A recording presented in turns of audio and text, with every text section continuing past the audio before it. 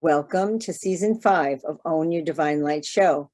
I am your host, Yarra Atlantica Miller, also known as Janet Miller. And the theme of this show is the divine human rising, recovering our sacred truth.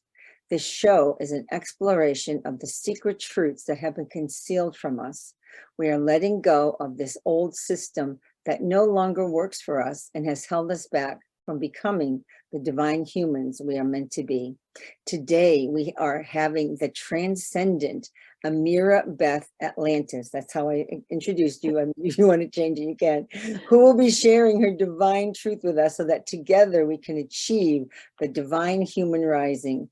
And welcome, Ameera. I'm just so excited to have you here.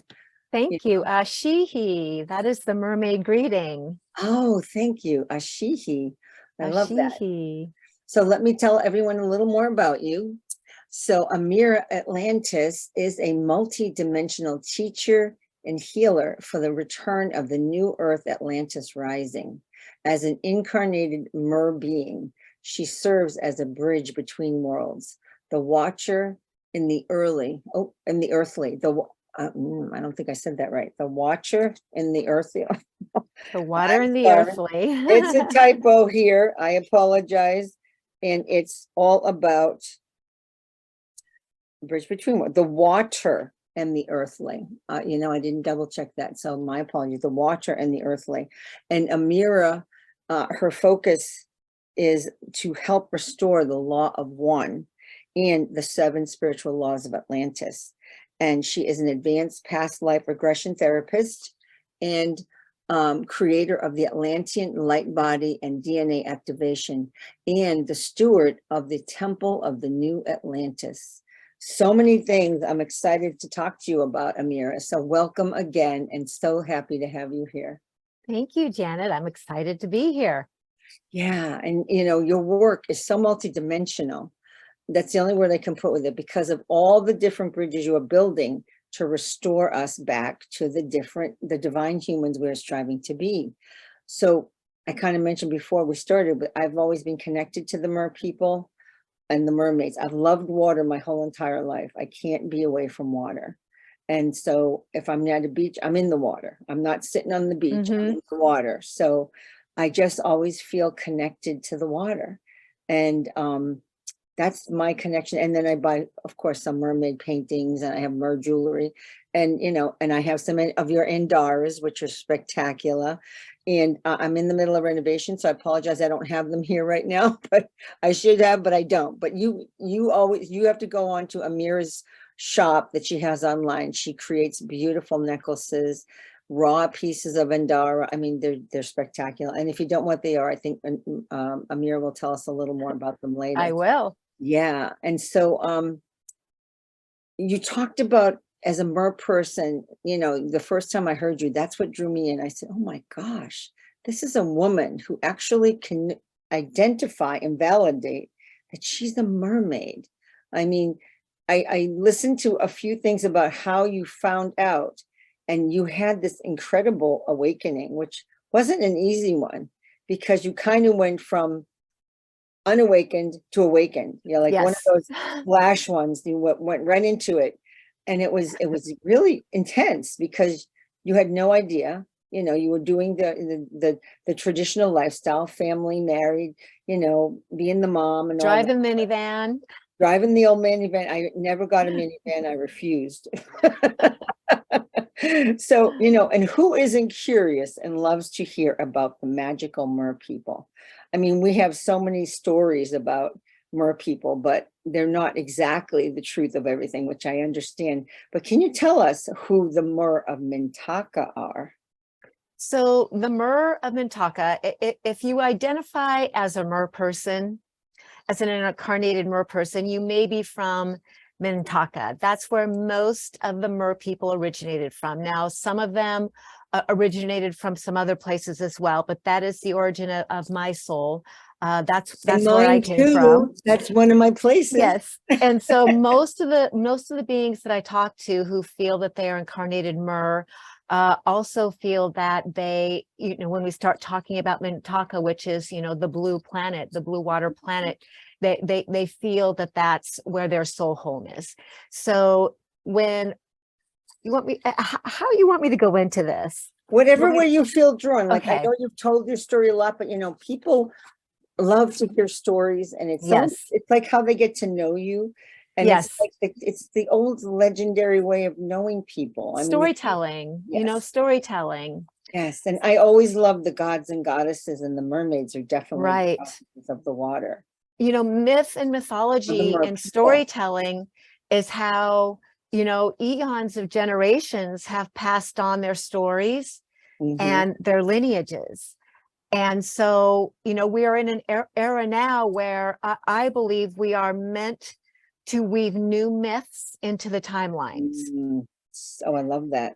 The stories and the myths that we know of the fall of humanity, our fall from grace, whether that's the Garden of Eden or that's the fall of Atlantis, Mhm. we hear so much about what humanity has done wrong. We hear so much about myth and mythology about, the gods, the goddesses, and the titans, and how they kind of Took over. messed everything up. Yep. That's the myths. Those are the myths that are woven into the fabric of our being. Mhm. And, all of us, I believe, have an oversoul that is connected to whether that's a god or a goddess or an archangel or whoever you identify with as your soul. You're part of that lineage. So we bring part of that story, those stories, into our earthly bodies with this. And some of those stories aren't so great. They're not, they don't have happy endings, right? Yep. So as I begin to tell you the story of the myrrh, the mythology of the myrrh, if you will, there is an intention on my part to help. It's important to understand history. It's important to understand where we came from, because everything is cyclical. We're constantly repeating cycles. And one of the ways we can create a new cycle, a new paradigm, or a new epoch is to take these old myths and these old stories that are so alive in our DNA and our cells and Mhm. collapse them and create new myths for humanity. Oh, yeah. The story of the divine human, the Yes. story of the exalted human, Mm. the story of the human, that the human angel, whatever you want to call yourself, that rose up this time around and changed the story and changed the outcome. And that's really what we're doing with Atlantis, because Atlantis had 5 incarnations, 5 rising and fallings that all kind of ended up the same way. And most people think that Atlantis was a failure. We hear the myths and the story that Atlantis fell and it was so bad, and humanity got infected by the dark and the ego and all the things. And so that is the story of the AI technology, all of that has been woven into the timeline. So part of my mission is to tell you and teach you the new story we are writing. And that story comes mostly from the Mer people who were there at the beginning. We were there at the beginning and the onset of the creation of the earth. We were there when the Atlanteans came down and settled, and we walked with the Atlanteans. We transformed, grew legs, and helped them. And so I'm going to go a little bit deeper into that in a while, but back to Mintaka. Mhm. And what is Mintaka? So Mintaka is the blue water planet, and it is the story of the mer. It is the origin of the majority of the mer, and also many other aquatic creatures that you would know, like dolphins. Many of the dolphin varieties also came from Mintaka, and the mer and the sea creatures fell to earth when earth was first being formed. Now, how do We you mean they brought fell? Did something happen to Mintaka? We fell, meaning not fall. We fell, meaning we came. Oh, We okay. came They from the stars. chose? Yes, good. Meaning of the word is very important. So thank you. Yes, yes. We came to Earth. Mhm. Okay, and when I say Chosen. fell, we chose to come from Mintaka and bring original water, which was liquid Mm. plasma light Wow. from our star system, which is Mintaka is the westernmost star in Orion's belt. We chose to come and bring the liquid plasma light that was original water to the earth. Wow. Back when the earth was nothing but water. It was actually something different. It was more like the liquid plasma light was more like, the closest thing I can compare it to is amniotic fluid.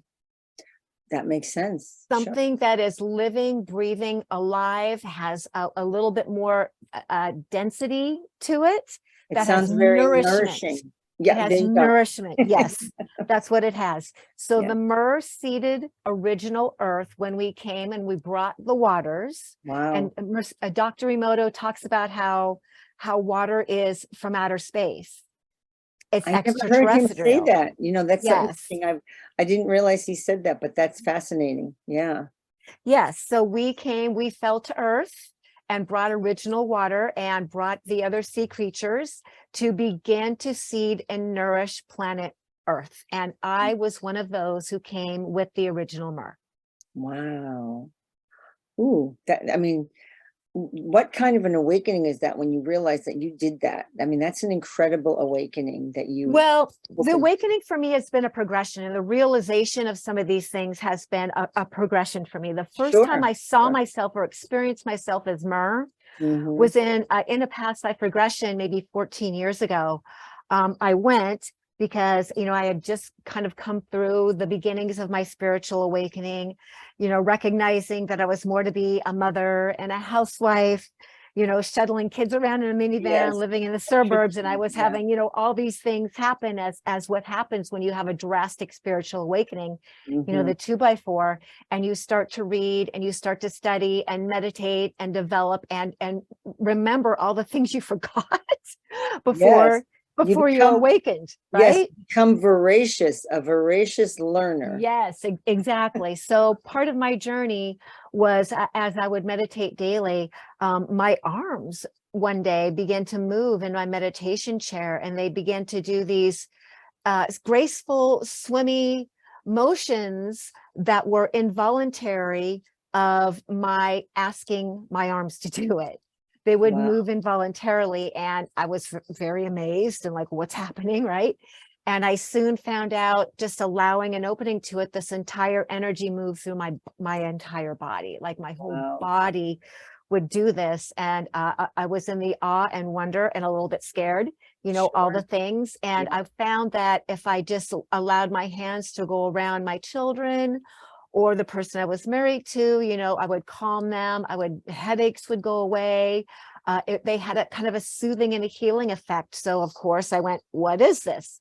And I had been reading Dr. Brian Weiss, Many Lives, Many Masters, reading a little Dolores Cannon, and it felt logical to me to go to a regression therapist and have some hypnosis done and find out exactly what was happening to me. So I did that. I went and saw a wonderful, very well-known therapist, psychologist in Portland, Oregon, where I live, named Julia Ingram, who put me on the couch. I'd never been hypnotized before, never done a past life regression before.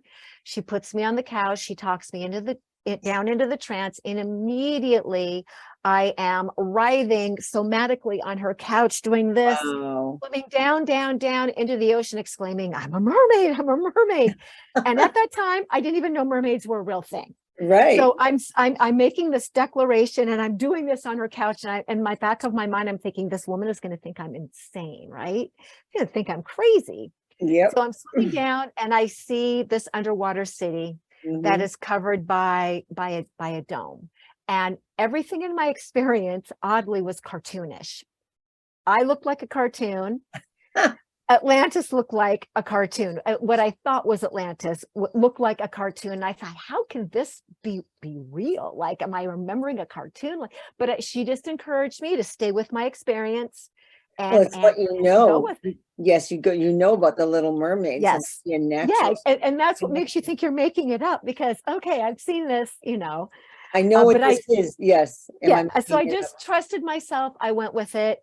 I went through this full-blown remembrance that I am an incarnated Atlantean mermaid in human form, and started to bring back the beginnings of that information of all of that back into my conscious mind. And of course, it completely changed everything I thought I was and everything that I thought I was here to do. And upon doing more regressions, found out that I am here to act as a liaison between the Mer realm and Atlantis, to be a bridge and to speak about not only Atlantis, but to speak about the Mer beings of Merlantis. The city I saw was actually Merlantis, which was the home of the Mer people.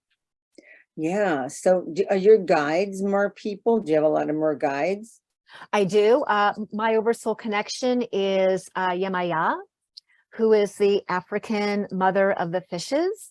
I have a very close association, of course, to Poseidon, who has been my beloved in many realities.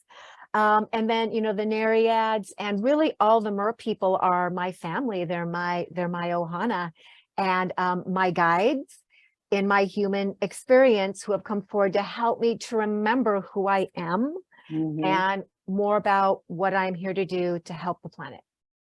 Yeah, and I love that. I mean, it's just so refreshing to hear that you have connected to all of this, because more people is something to me that I think everybody wants to believe is true. Yes. We all want to believe it, and now you're telling us it is true. Yes, And and you there are were the many of us early returned. ones. So you were Many, earlier many than, Mer beings. and you were earlier than the Lemurians. So you were the Lemurians were they Mer people? Well, remember Lemurian Yeah, I just has thought of that. that. Yeah, and so Even though it's spelled differently, that you know, that enunciation is in there. So the Mer were there also in Lemuria. What I remember the time of Lemuria is I remember being in the water and helping in the birthing pools. Oh, beautiful. That ran alongside. Yes, I don't remember being on land in Lemuria. My remembrance is mostly, it is all about being, you know, in the water with the other Mer. Which is where you're meant to be. I mean, that's a beautiful remembrance. Yeah, I love that. And so you also you're involved with the Law of One and all. Is that part of what you brought through when you came from Mintaka? Was the Law? So as I came from Mintaka, and you know, for a very, very, very long time, the Mer were just seeding the planet, opening the planet, working with the liquid plasma light, and the Law of One really is from Atlantis. Now, the Mer lived the Law of One and the 7 spiritual laws of Atlantis. That's just who we were. We taught that and brought that to the Atlanteans. Was that from Mintaka, the 7 laws of Atlantis? You know, I think they converted the Law of One is a universal law. It's a natural law. And as well as the other spiritual laws, which is law of karma, responsibility, grace, manifestation. They're all universal laws, and they were coalesced and brought, you know, into form or into reality to help the Atlanteans remember who they were and to give them some guidelines to live by, you know, something to live by, something to go, okay, these are the 7 tenets of our community. You know, if we live by these 7 spiritual laws, we're going to have a great community. There's not going to be any problems. This is really all we need. Remember the Law of One, you know, remember the law of grace, remember the law of you know, respect for others and free will. Yeah. So, I mean, Atlantis, was it covering the whole earth at the time? Not the whole earth, but most of the earth. So another important thing to point out is that Atlantis had 5 different incarnations. There were 5 different Atlantean experiments, the risings and the fallings. And because because Atlantis was such a vast land and community, there are many people with many different remembrances of Atlantis. And so one person might talk about, you know, this going on in Atlantis and this what it's looked like. Another person might go, well, that's not what I remember. I remember this, you know, and these people who kind of like argue on the internet over what's what. Well, hundreds of thousands of years, an extremely vast continent / community, 5 risings and fallings. Of course, there's going to be different remembrances, just like somebody who is alive now in the United States, who might live in Tennessee. The culture there, the topography there, it's going to be different than somebody living in Seattle, for instance, or somebody in the Midwest. So what it's really important for people to remember, as if you have your own unique remembrance or insights into Atlantis, that's yours. That's what Yes. you remember. Yes. Other people are going to have their own perspective and their own remembrance. And there doesn't have to be, you know, this whole like coming up against each other about who's right and who's wrong. No, and that makes so much sense to me because I do have remembrance of Atlantis. Obviously, my name came through like your name, and Mhm. I know your name. You changed your name officially to Yes. Ameera, which is the most beautiful name. And did that come through? How did you get that name? Tell us about how you got Ameera. So as I was going through my process of remembering myself as Mer and, you know, doing videos and talking openly, very openly about being Mer, you know, one day I was just meditating. I think I was actually just sitting in my backyard in the sun on a lawn chair. And I got this message, you're going to change your name. I said, what? Wow. I'm going to what? You're going to, well, what am I going to change it to? They said, you know, you'll figure that out. Don't worry. Okay. So you trust and you go on. Mhm. And, you know, I continue to do regressions. And I believe it was during a regression one time when the name Ameera, which is my Mer name, which means princess Ah, in you know, in Atlantis, that was my Mer name. And as I went deeper into the name Ameera, my birth name was Elizabeth, mhm. which is also you know, a queen's name. My family called me Beth, so I changed my name legally to Ameera Beth. That is my entire legal name to honor my birth name. My parents kind of, and my sisters, everybody kind of went, "You're doing what? That's not what we named you." You know, and I had to really stand in my power of Sure. my truth and say, this is what I'm doing. Like Yeah. I'm legally changing my name. I understand that it's uncomfortable for you. You can continue to call me Beth. I'm keeping that in my name, but this is what I'm doing. And, you know, I remember my dad looking at me shocked. He says, well, we're going to have to change the will. And I went, okay, Well, call the that's okay. lawyer. Go ahead, Dad. I'm glad you thought of that. That was He was very thoughtful. I'm like, Dad, that is such a like an amusing, like Well, it's a 3D man. He's being concern, you cheerful, know? and he's being a good dad by saying that. I mean, that's very Yes. thoughtful, really. Yes. So, you know, and what it's common for people in history, you change your name when you go through a spiritual initiation. Yes. You take on a different identity and vibration internally, and then choose a name that is reflective of you know, of that new energy. And you know, the Atlantis, I just kind of added for fun a couple of years ago on Facebook. I'm like, I'm going to change my name to Ameera Atlantis and just try that on for 90 days. And I put it up there. I went, wow, I think this is going to be my new stage name. This is the name I'm going to go out in Yes. professionally. And again, it's a stepping into that frequency or that vibration that shows spirit, yes, I'm here for real, and I'm going to take the name, you know, Yeah. to, you know, to show up in that way. Yeah, when I got mine, the Yarra came, well, I had two. I had a first one, I had Isla Serona, and it was weird getting a second. I didn't expect it. And then, but this one feels so much more me. The Yarra Atlantica. I got that I woke up in the morning and the word Atlantica was right in my mind. Okay. I thought, okay, this is something I have to use It because sounds very feminine, like Atlantica. This sounds very like some kind of feminine Atlantean goddess going on there. well, I know I was in Atlantis. I did work in the healing areas with the crystals, the giant crystals hanging Yes. overhead. I did work in that, I know for sure. And I know I had more than one life in Atlantis, as you. Right. And was I a mer person? And I think I could have been a mer person in Atlantis. I've never had the real insight into it, but I feel very connected to it as well. Yeah.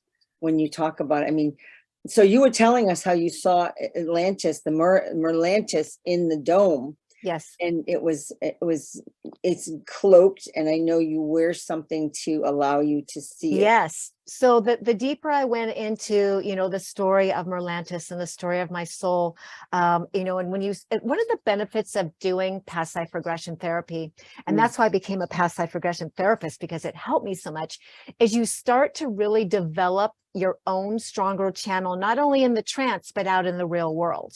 Mhm. And so I started to meditate and ask questions to my soul about, about the mer people. And I discovered or remembered that we wore a jewel that was like embedded within our bodies. That was Oh, like a homing device. So Merlantis was cloaked. You interesting. couldn't see it That unless you makes sense. Sure. unless you were a resident, Mhm. unless you carried that piece with you or on you that would lead us home. It was our homing device. Sure. So know The how far frequency. away I went, Yes. it would always lead me home. That's so fantastic. I mean, it's ingenious. I mean, you can't make that up. It's just such a perfect Right. understanding Yes. that they're protecting themselves because, that everyone has to protect yourself to a point, Yes. and here you are being guided. So when you got there, I know it was amazing experience for you. Yes. Yeah. Totally just Homecoming, it's because life as mer is much different than life as human. sure, sure. And I used to watch the show on, I think it was on Netflix called The Sirens. Have you ever Mhm. seen that? That I was know what you're talking about.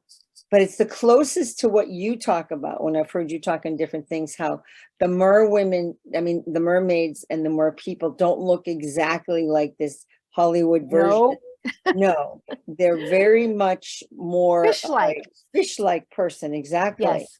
So that's kind of bursting the balloon. Sorry, everybody. But also, you shared how when the mermaids were helping the sailors and different things that beings that saw them, they changed their shape. They could Yes. shift. And you said you could shift Yes. because We were you made choices. shapeshifters. Yes. And you So made we choices to do what? choices to do, you mean in the shifting? Yes. When you were shifting, So, what was your reasons for it? oh, okay. So it could be a variety of reasons. Many of us chose to shapeshift and grow legs to go on and help the Atlanteans, to go on land, and we could hold that form. I remember being able to hold it like, like a dawn to dusk type of a thing. So it's the Um, truth. All those tales we've heard are true. Yes, they're true. That's And so then we would have amazing. to always go back to the water. There was a Yes. portal that I would come up through by the Temple of Poseidon, where I would be able to rise up through and transform. And I remember these very long, thin, funny looking feet. They weren't, very, but they were Murphy, right? They Right, were, right. they were fins that transformed into feet. And we were very awkward walking on land until we got used to what that dynamic. But when you think about the stories of Ariel and Little Mermaid, and how she longed to be human and Yes. that's what it was like for us. We loved the Atlanteans. We loved their long, strong legs and how they could move about the earth and all the things that they could do that we couldn't. So we chose to be able to come up for a time and be able to be with them and assist them. And many of us also took the Atlanteans as partners and lovers, of course. Oh, really? But yes, and of course we would transform our faces too, because Sure. to be helpful, you can't scare people. No, exactly, exactly. So, I had a question and now I can't remember what it was. It was I about, do want to talk about the sirens when we have yes, when go we have ahead. a moment. You can Okay, talk so about it. sirens, the siren mythology.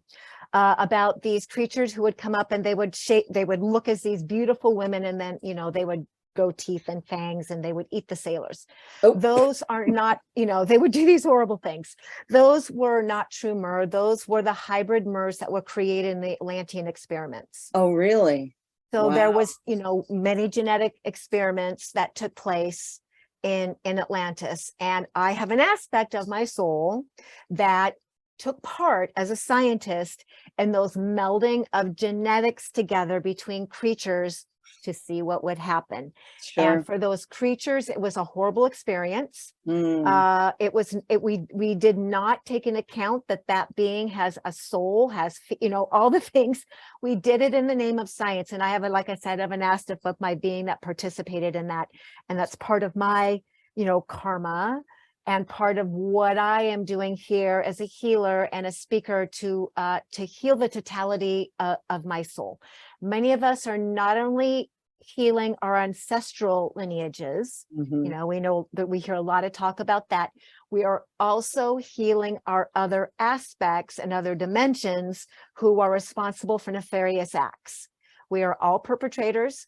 We are all victims. Oh, And absolutely. one of the paradigms that we need to collapse, one of the stories, is that dualistic idea of victim, perpetrator, hero, villain, good guy, bad guy, because we're all of it. Okay. So when we look Yes. at the story of Atlantis and we look at, you know, the dark that came in, and that you have aspects of yourself that participated in that.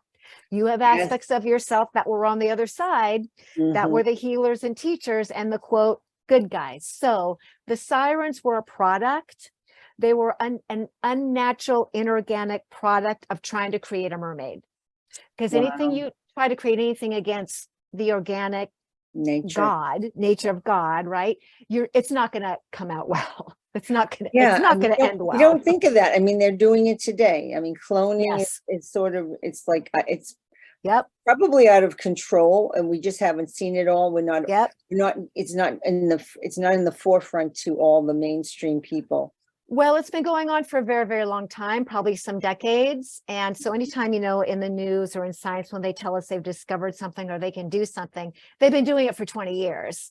Or And a they're now hundred just years, telling us, or or yeah, 100 years, whatever. you know, And they're or now just thousands telling of us years. about it. So Yes. the advancements in AI and in science are well advanced and beyond what they're telling us. And I mean, the hybrids, the experiments, the clones, they're out there in the world. I mean, I absolutely, the inorganic beings, and there are beings who come in and who are developed, who are soulless, because they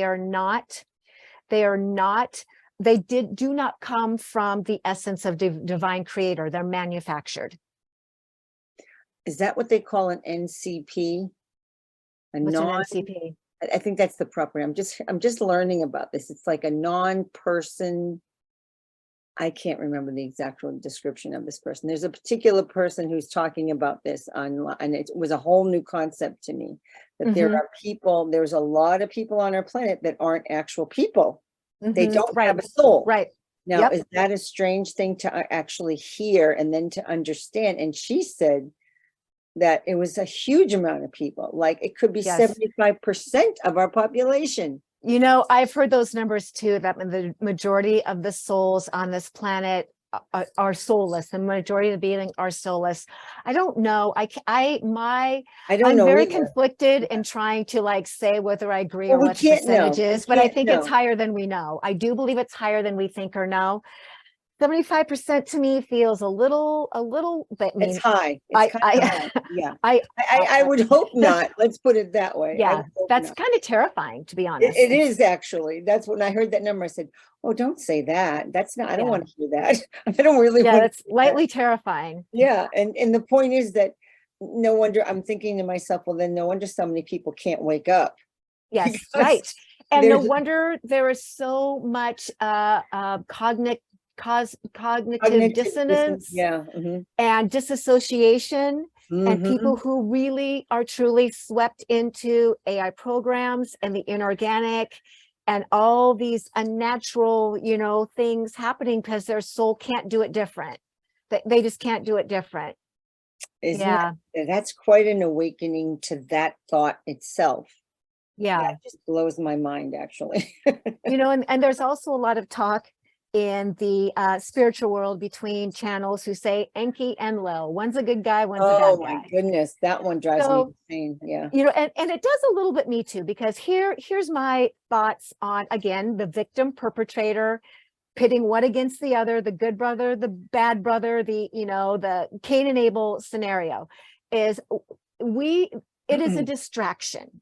Okay. And if we do not drop the blame this guy, the dualistic idea of all of this, we'll never know. And it is a distraction, and it is not in the idea of oneness. There is a matrix version and a divine eternal presence version of everything and everyone. There are matrix beings that are here on this planet coming down through the lower dimensions that are affecting and messing and hijacking people. And there are a lot of people who are, if you, ego and all the things that cause people to attune to energies that are maybe not so benevolent, that is alive in all of us. None of us are not Oh, none of of us course. can say we've never interacted or called in Mhm. something that, okay, that is a part of the human experience. Okay. And at the same time, when you really are in tune with your soul, with who you are, hold humility, hold love, and see the law of one, you will attract the divine eternal presence of a being, probably one that you have an association or affiliation that will help you with your mission. So this whole idea of these healers and these channels blaming each other and calling each other out and saying, well, she doesn't have a soul or he doesn't have a soul. You know, I think that is really bad medicine. Well, it's judgment and it's all old energy. It's just like, Yes, it's just old. And why do we even have to go there, you know? yes. I It's think not that serving. it doesn't, and I It's love not that. That was a serving. great explanation. Thank you. That was a beautiful, and making it, putting it in a context that really makes sense to me. Yes. The truth will always be reliant on the channel who is speaking it. The Absolutely. lens of the channel who is speaking the truth will always rely on their lens. So Yeah. our discernment, okay, is number one. And a lot of people think they have discernment. I feel I have discernment. Okay. The idea that having, you know, we trying to find the right words. Awareness is key, but Mhm. awareness is going to be driven by perception.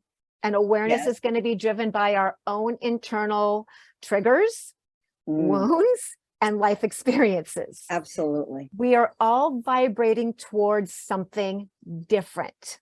Some people say sacred geometry, Metatronic geometry is everything. It's great. It's wonderful. I do. There are some channels out there saying Metatron and Metatronic geometry is evil and it's all an Yes, inversion. it's the bad Okay. guy. It's Yeah. the bad guy, Yeah. right? It I all had never serves, heard that till in the last year or two. Talk about more distraction. talk about To more distraction and division. exactly, it's more division. And there was actually a show on TV on like HBO Max called His Dark Materials, Mhm. and the bad entity was Metatron at the end. Yes. That And I is was the story circulating around is Metatron. That and I Metatron is a couldn't fallen believe angel. that. That shocked me because I was introduced to Metatron, oh my gosh, early, like late 99 or 2000. I'm like, I never thought of Metatron as a bad guy. There is a matrix version of Metatron, and There you there is go. a There's divine always a dual eternal version.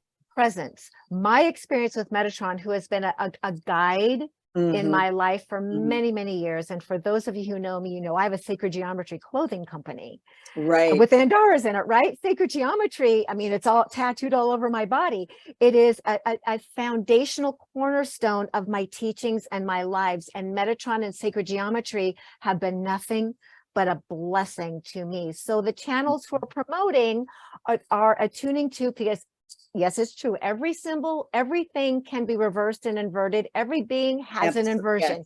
Yes. Everything has an opposite. So if you are attuning to or paying attention to the inversions, guess what you're going to get caught up in? That. If you are attuning to the divine eternal presence of something or someone, even the Nazi symbol, the swastika, has an inversion. Yes, it The does. Wiccan I symbol, think it is the star, inversion. the 5-pointed star, has an inversion. Yes. How are you using that symbol? What's your The intention? intention. The intention. Okay, so this distractive energy about, you know, this is bad, stay away from it, this is good, go to it, is not allowing people to go to their own internal guidance system and learn for themselves. There are teachers who are actually telling you what to believe. There are Oh, no, YouTube no, people out there with no. thousands of viewers who are, instead of teaching people to think for themselves and talking about things, they're telling you what to believe and what not to believe. We're all vibrating towards different things. The flower of life might feel great to me. It might work great with my energy system. Maybe the flower of life doesn't work well for somebody else's system just because of what they are vibrating towards. It does not make me good or bad, or them good or bad. We are all attuning to different things because of our individual and unique frequency, vibration, karma, and learning experience. Yes. I mean, that's powerful information, you know, that you just shared all that, because I don't think people are even I mean, if they've really been going down rabbit holes, they'll understand what you talked about, that Yes. all these symbols. I have been down those rabbit holes, so I totally Yes. understand.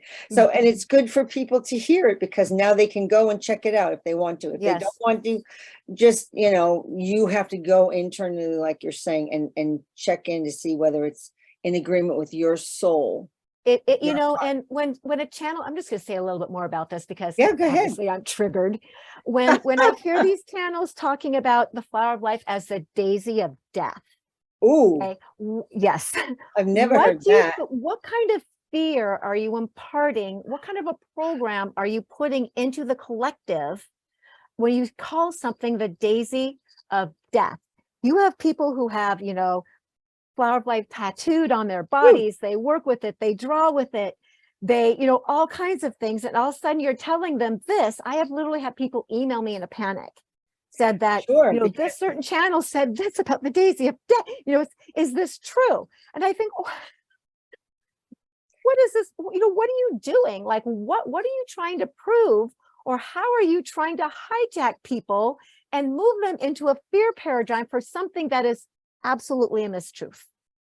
Well, that fear paradigm is what keeps people under control. Yes. So Yes. that's a control mechanism. And So if we you can really put have to fear, if you can get a group of people together and put fear in them, guess what? They're probably going to follow you because they think you'll save them. Exactly.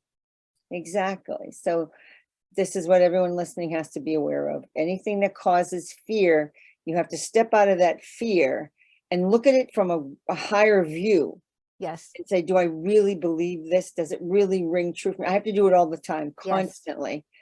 Because when I check in with myself, I'm like, no, I don't believe that. No, I don't believe that. And I don't believe that. And maybe, sometimes you could just say, oh, well, that you could easily say that, but really I'm going in with the sole intention of asking my inner self, my higher self, what is it? Is this something that I need to be concerned about? No, you don't. And my philosophy, whether I'm teaching a course or working with people one-on-one, I always tell them, when you hear something come out of my mouth, take what works, leave the rest. Yes. I am not offended if I say something, if I speak something that does not resonate with your soul and your truth. I am not offended if you think whatever that thing Ameera said, it just doesn't ring true for me. I don't believe it. It's totally fine with me. Because we're all growing and learning. Yes. We're all growing and learning. And again, we all have our individual life paths and frequency and vibration. Okay. There were many things that I was taught and shown when I first started to awaken that I didn't believe or I didn't want to believe. And so I kind of put it on the back burner, and pretty soon you learn and you grow and you bring things out and you put things back. And I allow what I consider to be my truth to be malleable and to be flexible, because the things that I believed 10 years ago are not the things I'll probably believe 10 years from now. Things have evolved so much. Plus, we're learning a lot of things that we had no clue about. And it's sort of, it can be overwhelming, but we needed to know. Right. We need to know. And then you have to decide whether you're going to believe it or not. Yeah. That's the whole, isn't it? It's this whole journey we've been on. I mean, this is our journey right now. This is the key moments for us right now to step into our sovereignty and say, no, I don't believe in that. I'm not choosing that, or I am. It's really, or I believe in this. This feels good to me. Exactly. Believe in it and say, yeah, I really feel good with this good information. So I know what my question was when you talk about the Mer people and they were intermarrying. It was, so did the people you intermarried with and the Atlanteans at the time, did they know you were a Mer person? Yes. They did. Absolutely. They knew we were Mer people. How did and they they know loved that? us and welcomed us. Really? That's interesting, because we taught them about the cycles of nature. Because so remember the Atlanteans, and when I talk about Atlantis, I'm talking about the 5th generation of Atlantis, the one 13,000 years ago, that what is known as the golden age of Atlantis. That's the one that I speak and I'm here to talk about, because that is the one that has the strongest effect on this cycle and this timeline, and the one we're attempting to course correct. So we came forward because most of the Atlanteans, all the Atlanteans, were for the first time 3rd dimensional beings. 5th dimensional consciousness in a 3rd dimensional body, 5 senses, learning how to navigate a physical body, learning how to grow food, how to eat food, learning about all the cycles of nature, the sunrise, the sunset, the moon, all these things the Mer came forward to teach them so that they could, you know, live a life as a human and stay connected to God and stay connected to the land and stay connected to one another. So I don't know if we actually talked about, I know I've heard you talk about, so I know what you're talking about. We had galactic beings choose to come down here Yes. to become experiencers of humanity. Yes. And their purpose was that the only purpose they came, like what you just said? So remember, we're creators. Yes. We're experimenters. Yep. And in this life, in this carnation, we're creating and experimenting all the time because we're part of the creator, right?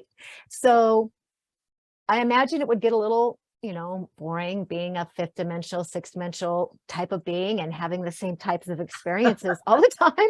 So we come and we incarnate into all these other experiences. So the experiment, you know, set up by the creator was the volunteers to come and experience being in a 3D body with 5 senses and emotions for the very first time.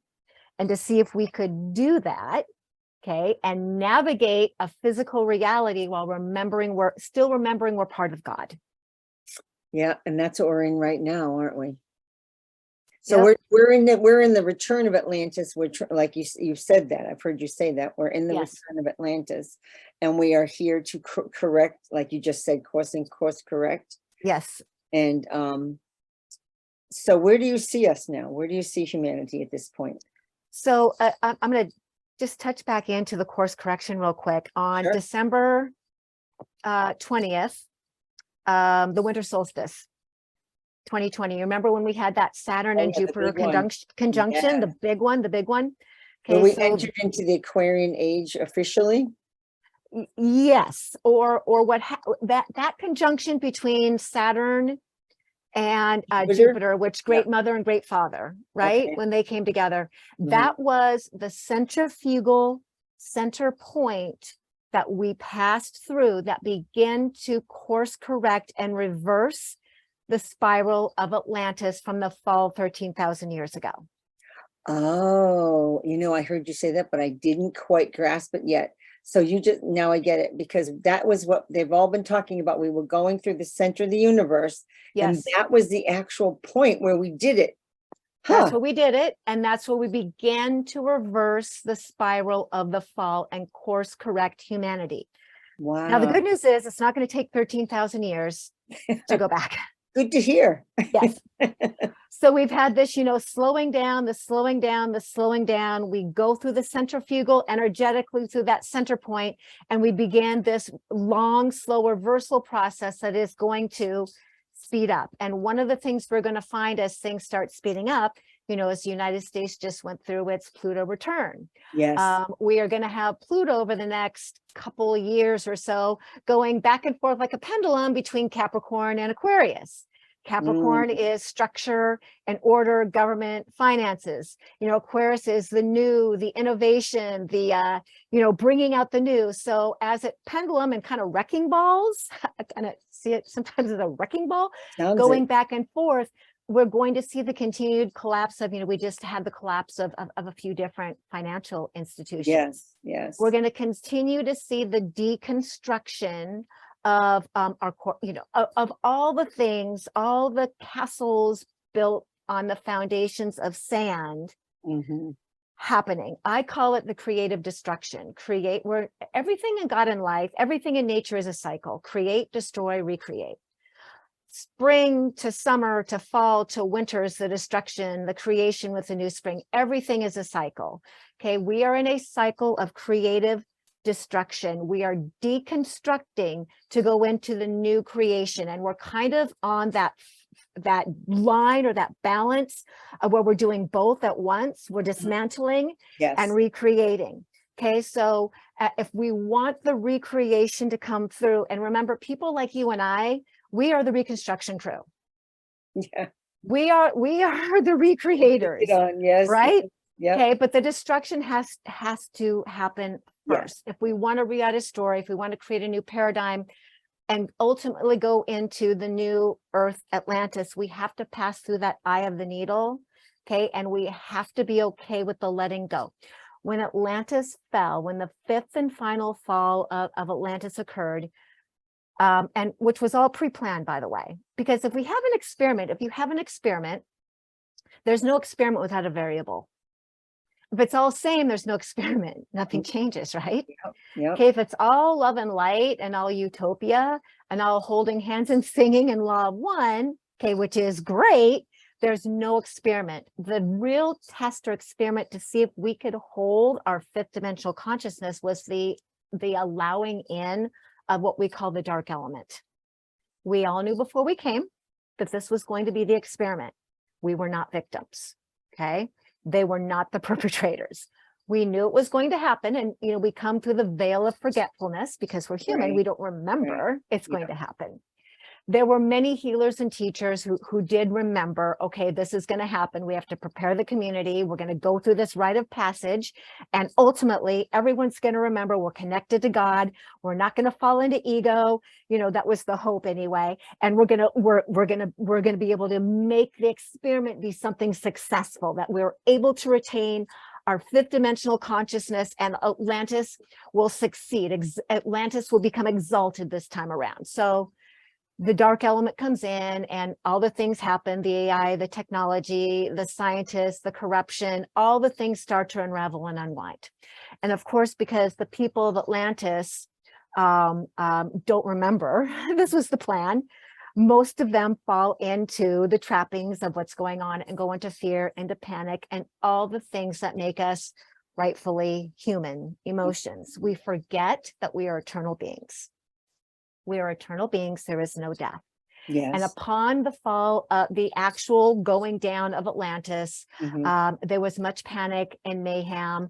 And, you know, we forgot we were eternal beings. The Atlanteans forgot. And so there was a lot of disarray and a lot of despair. Despair is the word.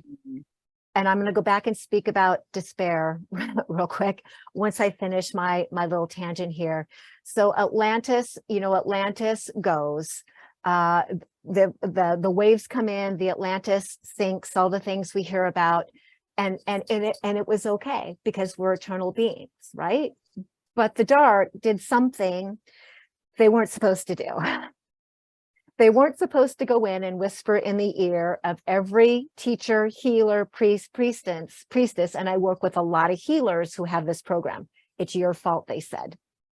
As they went down, as Atlantis went down, your fault. hey, I work with a lot of people who feel like I was responsible for the downfall of Atlantis.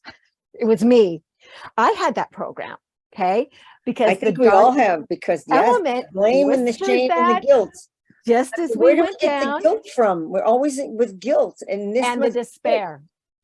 And then the religions come in and even dig it in even deeper. Yep. Okay, so we all pass, and many souls. There's been a lot of soul retrievals that have happened for the people in Atlantis. A lot of communities and healers and have gone in and retrieved their own soul, or retrieved, you know, many of the beings who went down. But there are, I don't know if everybody's been retrieved or not. I just don't know that. But the idea of despair and abandonment is the tenet of human suffering. Our self-loathing, our pain, our woundedness comes from this idea of despair and abandonment that is so deeply seated within us. And you know what, religions just continue to amplify that, right? Okay, so when we go in and look at where that was created, and my belief is it was created when Atlantis fell. Many people think Atlantis was a failure. It was not. It was simply an experiment that went one way or the other. It was another learning. Yep. It was nobody's fault. It was another learning.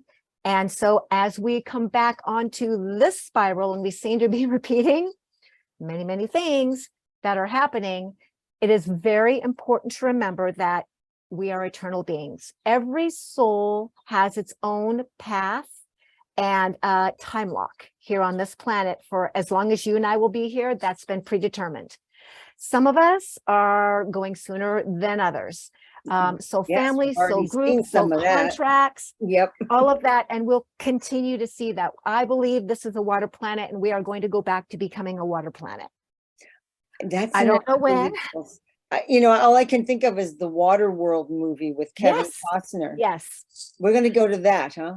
I believe we will have some kind of something similar to that.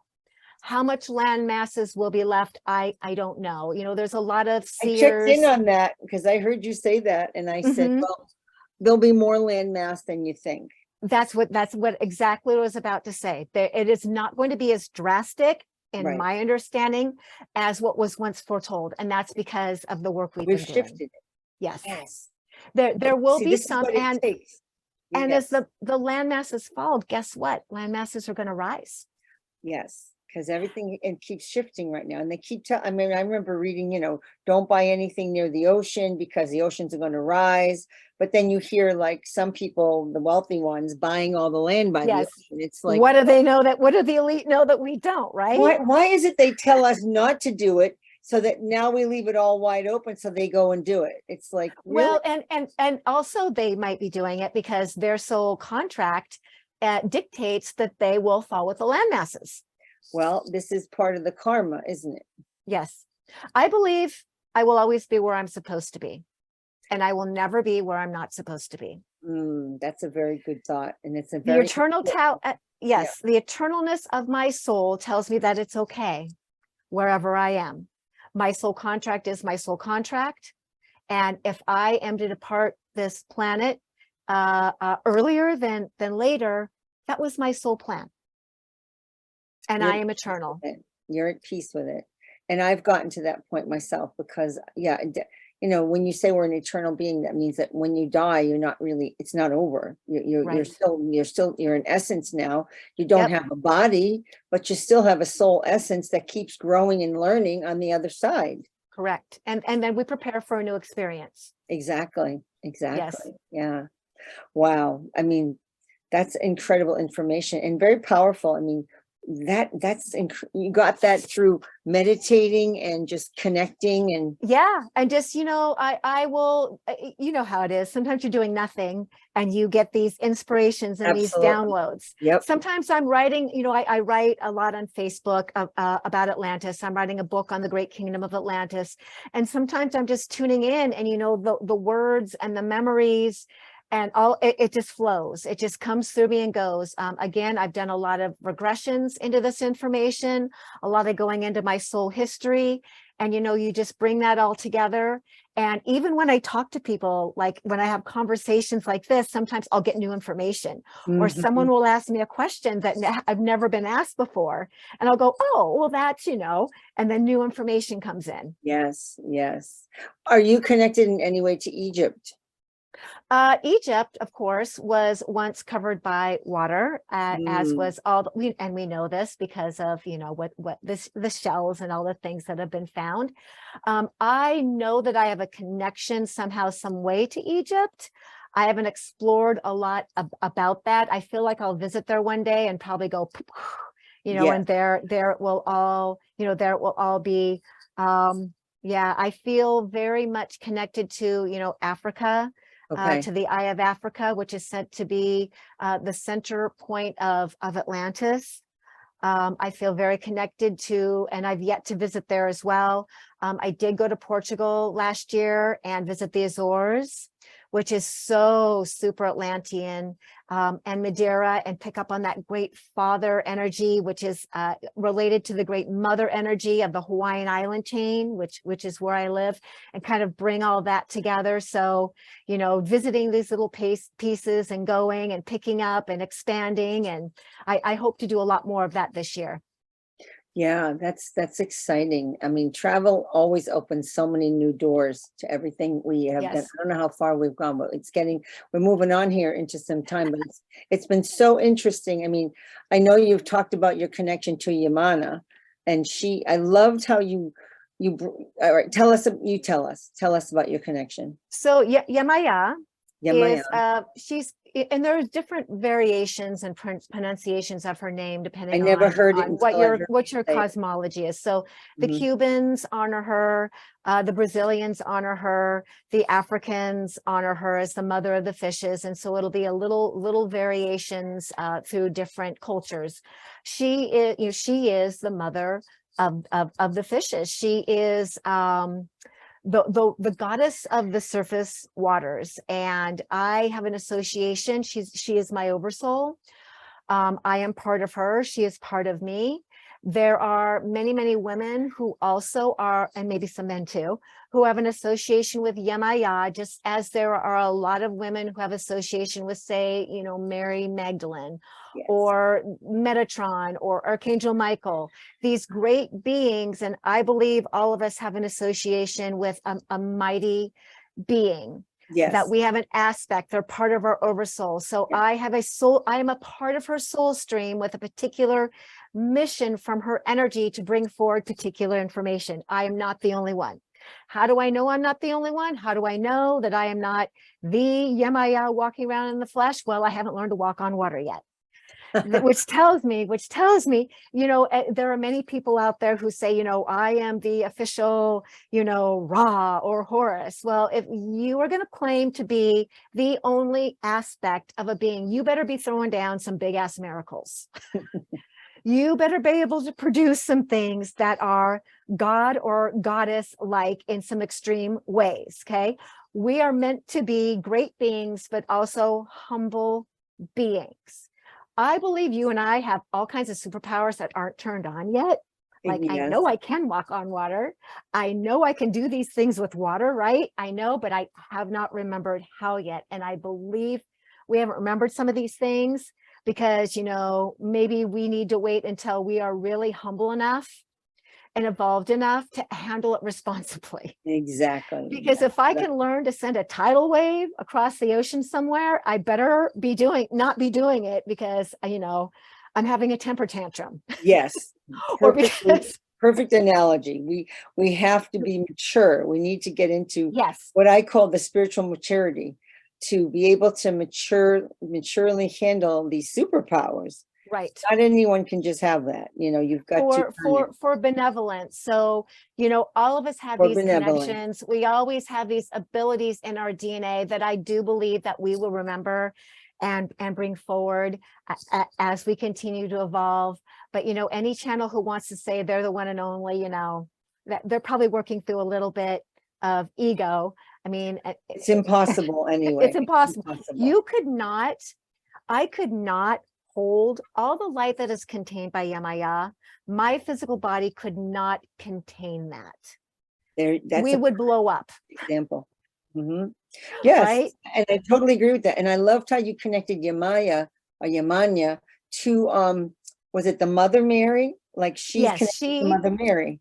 As the Christians, the Catholics, they just canonized all the beings. They made her. She's Mother Mary in the Catholic Church. Yes, Queen of the Stars, this Queen has of the all Sea. come from ancient knowing and ancient gods and goddesses that have been around much longer than the ones that we're currently aware of. Correct. There's and this is the ancient knowledge that we've been told we're going to get back. And it's in us. We are the records. We are the history books they could not destroy. Mm-hmm. The Library of Alexandria might be destroyed. The scrolls and ancient documents might be destroyed, but we carry that. We are the scrolls and the libraries they could not take down. That's what the Akashic records are. And when we're ready to get that information, and like you say, when we're ready and humble enough to receive it, we get it. Right. Yep. Oh my gosh, it's so amazing. So any final words, like where you think humanity is, as I said, and how well are we doing? I mean, it seems like we're doing better than we think. Is it true or not? I would like to believe that as well. I believe the next decade is going to be very difficult. Okay. From a human perspective, from what we as comfy and our way of life, I believe there are going to be a lot of significant changes in the material physical world on every level. Okay. And my belief is that I am really not here to save anybody but myself. I am here to speak and talk and share and do what I can, but the other program that I hope will collapse is the Savior Martyr program that a lot of humans carry in general, and the only person you're here to save is your own soul. And there are many pathways up the mountain and ways to do that. Ameera's way, Ameera's teachings of Atlantis are not the only way. They will be a way for people who align with my energy, with my teachings. Yes. And if you don't, then there will be something or somebody else over there that you're better aligned to. Yes. Okay. So finding who you resonate with. Okay. If you're going to look to a teacher, if you're going to look to whatever for that, is very, very important, but always going back to the self and going, okay, and sitting with that. And how does that teaching, how is this person imprinting me? Because one of the biggest challenges we are going to continue to have as we go through this decade and beyond is we're still looking outside of ourselves for a teacher or a healer to save us or to show us the way.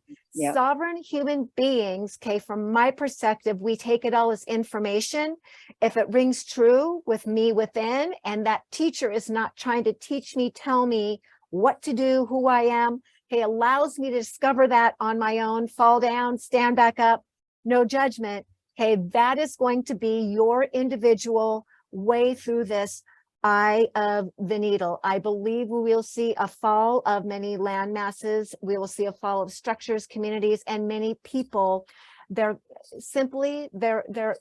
life contracts will expire and they will go back to the creator. I have to believe that what is real and organic and true will be successful. That this planet will be exalted by the grace of God, by the love in our hearts, and a return to the law of one, that everything in the natural organic world is what is destined to survive. That will not happen without, some challenges and some trade-offs. Okay, so whatever you see, observe, feel going on around this, going around what's going to happen in your families, in your communities, within yourself, you always have to go back to the truth is that you are an eternal being and that it's okay. You'll come back. You'll have choice. Nothing and no one is lost in the mind of God. And I don't know if that was how direct of an answer that was or not. I guess maybe I don't have one because my experience is going to be a little different than your experience and everybody's experience listening to this. No, it's a very down to earth, and just be prepared. Just you have to be grounded in this world right now, very grounded, and be, you have to stand in your own sovereignty, as you're saying, which is don't be swayed easily by either side. You've got to make your own decision within you. We don't have any more gurus. We are the guru for us, each individual being. And from a practical standpoint, I mean, it makes sense. If you feel like, well, gosh, it feels good to have some extra food around. Or it feels good to have some extra supplies and things like that. Because if something were to happen that was catastrophic, being able to take care of yourself and take care of your family, that is just good, practical, sound advice. So pick up your things that will help you sustain yourself without fear. Do it from the mindset of, well, it just makes sense to do this because the world is changing very, very quickly. And I'd like to be able to take care of myself, take care of my family, maybe take care of my neighbors in a way. Exactly. And that's the perfect advice. That is such a perfect thing to say. So I just want to thank you, but I want to thank our listeners for coming on. And I hope that you would love to tell us how much you would enjoyed this session, because Ameera has shared incredible new knowledge that I had never heard some of these things. And it's knowledge that you have to discern, is it for you or not? And also, it percolates in us. This information, that's why I bring all of you incredible people onto this show, because you are bringing in all your insights and we get to discern what is ours and what is it that what is important to us. And it helps us to grow and expand as well. So please give us your comments, email us, email Ameera, and we'd love to hear from you. And Ameera, thank you so much for your willingness to step out of the box, the matrix Thank and the you. dome that humanity has put us in. And you are proving to all of us that we all embody essences from other planets and galaxies. And it's very exciting what you shared. And you have Thank you. chosen to embrace and to share your cosmic goddess with the world. And we salute you and thank you for your courage, your willingness, and your transparency and your authenticity. You are totally, I feel, very genuine in what you're doing. And the divine human is rising, and we hold unlimited potential gifts as we create our new earth realities. And thank you again, Ameera, for your courage. Thank you for allowing me to express myself. It was beautiful. And for stepping into owning your divine light. And as we raise our hearts frequency, know that we are nourished with the love of the universe. I am Yarra Atlantica Miller, also known as Janet Miller, and I will see you all on the next episode.